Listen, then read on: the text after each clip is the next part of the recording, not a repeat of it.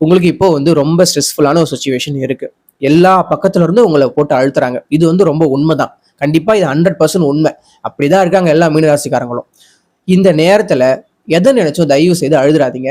ரொம்ப ஃபீல் பண்ணிடாதீங்க. வாழ்க்கையே போச்சுடா. இதுக்கப்புறம் என் வாழ்க்கையே இல்ல. நான் என் வாழ்க்கைய தொலைச்சுட்டேன், வீணாக்கிட்டேன். எல்லாமே வந்து டோட்டலா வந்து கொலாப்ஸ் ஆயிடுச்சு, டேமேஜ் ஆயிடுச்சு.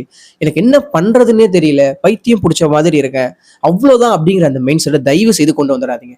இதெல்லாம் ஒரு ஷார்ட் டைம் பீரியட் தான். ஒரு சின்ன தற்காலிகமா சனியால உங்களுக்கு ஏற்படக்கூடிய ஒரு நெருக்கடிகள் தான் இது. இத நீங்க கடந்து வந்துட்டீங்க. இது எல்லாத்தையுமே போராடி ஜெயிச்சுட்டு வந்துட்டீங்கன்னா, அடுத்த 30 வருஷத்துக்கு நீங்க தான் ரொம்ப ஒரு எனர்ஜெட்டிக்கான ஃபியூச்சர்ல எவ்வளவு பெரிய பிரச்சனை வந்தாலும் அது எல்லாத்தையும் அடிச்சு நொறுக்கி சுக்குநூறா உடைச்சிட்டு முன்னேறிக்கிட்டே போகக்கூடிய ஒரு மனுஷனா நீங்க வந்து உருவாவீங்க. இப்படிப்பட்ட இந்த நெருக்கடியான சுச்சுவேஷன் நீங்க சமாளிச்சிட்டீங்க அப்படின்னா ஃபியூச்சர்ல எவ்வளவு பெரிய பிரச்சனை வந்தாலும் அப்படியே சும்மா காலரை தூக்கி விட்டு நீங்க சமாளிச்சுட்டு போயிட்டே இருப்பீங்க. நீங்க யாருடைய ஹெல்ப்பும் கேட்காம நீங்க வந்து ஒரு இண்டிவிஜுவலா நின்று அதை போராடி ஜெயிப்பீங்க. ஸோ இப்ப இருக்கக்கூடிய ரொம்ப இந்த கிரிட்டிக்கலான சுச்சுவேஷன் நினைச்சு மனசை மட்டும் தளர விட்டுறாதீங்க. கண்டிப்பா நல்ல நல்ல காலங்கள், வருங்காலங்கள், நல்ல நல்ல விஷயங்கள் எல்லாம் உங்க வாழ்க்கையில் நடக்க காத்திருக்கு. மறுபடியும் திரும்ப திரும்ப மீனராசிக்கு சொல்றேன், ஃபியூச்சர்ல நல்ல நல்ல விஷயங்கள், சுபகாரியங்கள், உங்களுக்கு கல்யாணம் ஆகிறது, வீடு கட்டுறது, குழந்தை பிறக்கிறது அப்படின்னு சொல்லிட்டு நிறைய விஷயங்கள் எல்லாம் நடக்க காத்திருக்கு.